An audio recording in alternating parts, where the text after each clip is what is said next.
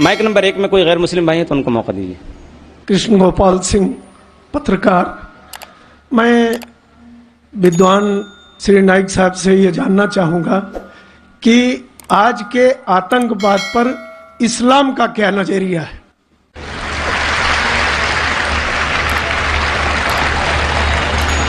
भाई साहब ने सवाल किया है कि आज के आतंकवाद पर इस्लाम का क्या नजरिया है, और मैंने एक तकरीर की है अंग्रेजी में भी, इज टेररिज्म मुस्लिम मोनोपोली, और पूना में भी उर्दू में, हिंदी में।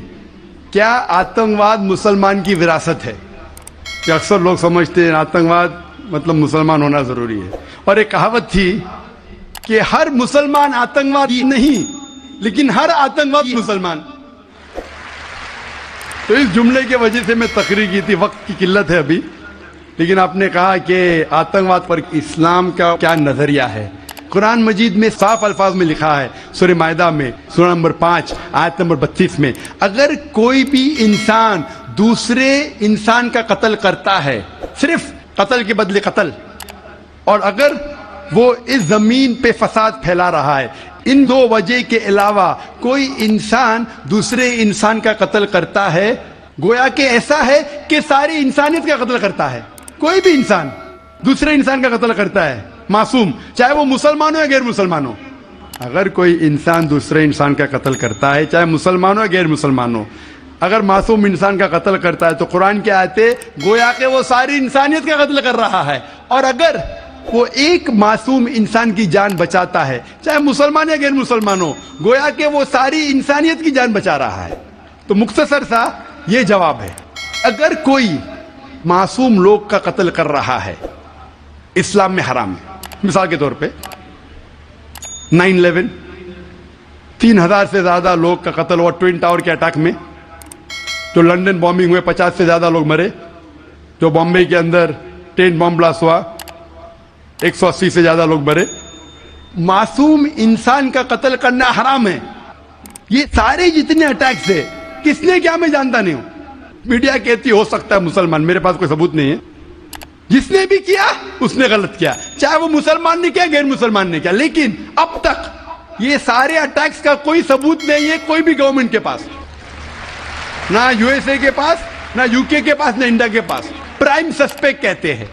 लेकिन जिसने भी ये कत्ल किया, चाहे मुस्लिम है गैर मुस्लिम है, वो हराम है।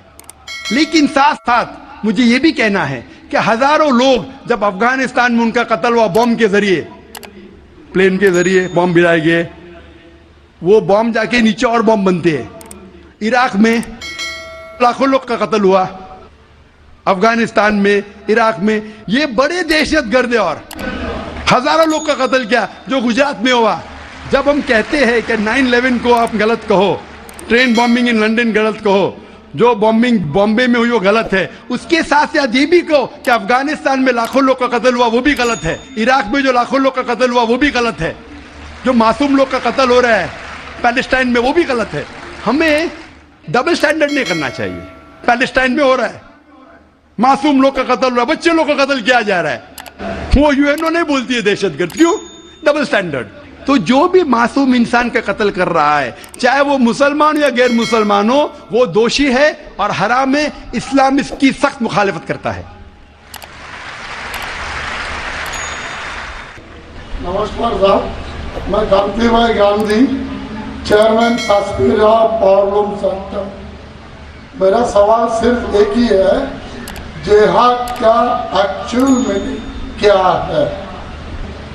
और जिहाद के नाम पे जम्मू कश्मीर में जो आज खून खराबा हो रहा, उसके ऊपर आपकी प्रतिक्रिया क्या है?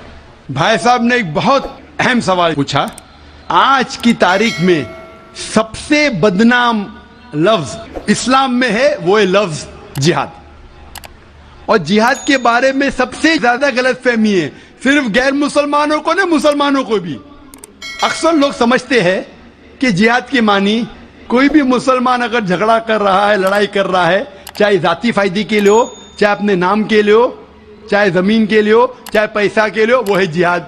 जिहाद के मानी ये नहीं कि कोई भी मुसलमान कोई भी वजह से लड़ाई कर रहा है, चाहे माल के लिए हो, चाहे नाम के लिए हो, चाहे जगह के लिए हो। जिहाद की मानी वो अरबी लफ्ज आता है जहदा से, मानी जिद्दोजहद, टू स्ट्राइव, टू स्ट्रगल।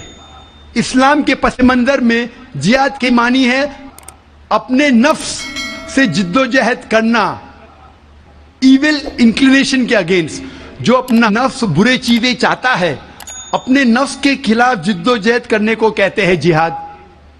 अगर आप माशरे को सुधारने के लिए जिद्दोजहद कर रहे, उसे कहते हैं जिहाद। अगर आप सेल्फ डिफेंस में लड़ रहे हैं, उसे कहते हैं जिहाद। अगर आप ऑपरेशन के खिलाफ झगड़ा कर रहे, उसे कहते हैं जिहाद। जिहाद के मानी है जिद्दोजहद करना। और अक्सर मीडिया में कहा जाता है जिहाद के मानी होली वॉर। सिर्फ गैर मुसलमान नहीं, कई मुसलमान भी इन्वर्टेड कॉमर्स में अपने आप को स्कॉलर समझते हैं, जिहाद का तर्जुमा करते होली वॉर। बिल्कुल गलत है। होली वॉर अरबी में हर्ब मुकद्दसा, और आप कुरान मजीद उठाओ, कहीं भी कुरान मजीद में हर्ब मुकद्दसा नहीं लिखा है, कोई भी हदीस में नहीं लिखा है। जिहाद के मानी होली वॉर नहीं है, पाक जंग नहीं है। ये लफ्ज होली वॉर सबसे पहले इस्तेमाल किया गया था क्रिश्चियन क्रूसेडर्स के लिए। जब क्रिश्चियन क्रूसेडर्स क्रिश्चियनिटी के नाम पे हजारों लोग का कत्ल किए, उसे कहते थे होली वॉर। आज वो इस्तेमाल हो रहा है मुसलमान के लिए। जिहाद डजंट मीन होली वॉर।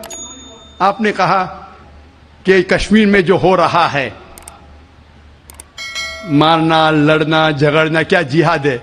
अगर वो जिद्दोजहद कर रहे हैं कुरान और हदीस के मुताबिक, अपने नफ्स के खिलाफ, जो गलत चीज है उसके खिलाफ, माशरे को सुधारने के लिए, तो वो सही जिहाद है। और जिहाद दो किस्म के होते हैं।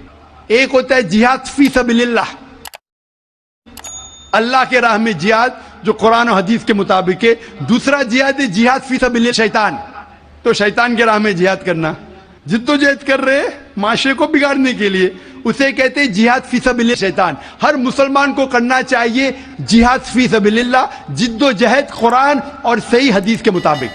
कश्मीर में क्या हो रहा है, मैंने कोई इंटरव्यू लिया नहीं उनका, जो मैं प्रेस में सुनता हूं, मैं इसकी तहकीक नहीं किया हूं।